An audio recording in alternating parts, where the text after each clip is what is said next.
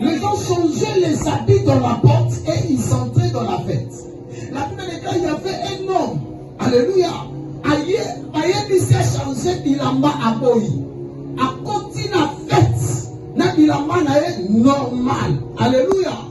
Alors qu'en fait, c'est le maître est venu, pendant que les maîtres ont parcouru, à se rendre compte que les sont uniforme.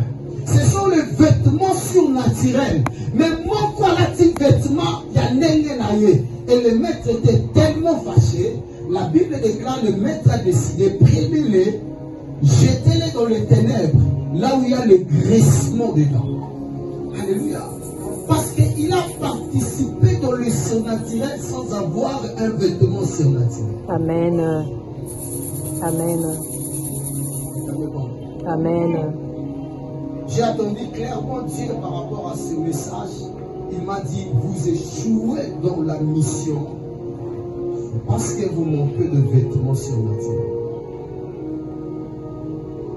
Plusieurs hommes de Dieu ont commencé la mission sans avoir ce qu'on appelle le vêtement surnaturel. Amen. Alors c'est quoi le vêtement surnaturel? Là je touche Jésus. Jésus, il était 100% Dieu, 100% homme. Mais Jésus ne devait pas commencer son ministère, son service sans pourtant un salana autre vêtement surnaturel. La Bible déclare qu'il est monté dans la montagne, il a prié 40 jours et 40 nuits. Alléluia. Et après avoir prié, la Bible précise, il était rempli du Saint-Esprit. Ça c'est l'intérieur, ce sont les caractères, les fruits du Saint-Esprit. Mais pour opérer dans le monde des puissances, yes. Prier pour une personne qui est paralytique, et tu ordonnes que prends ton lit, lève-toi et marche, cela demande un vêtement surnaturel.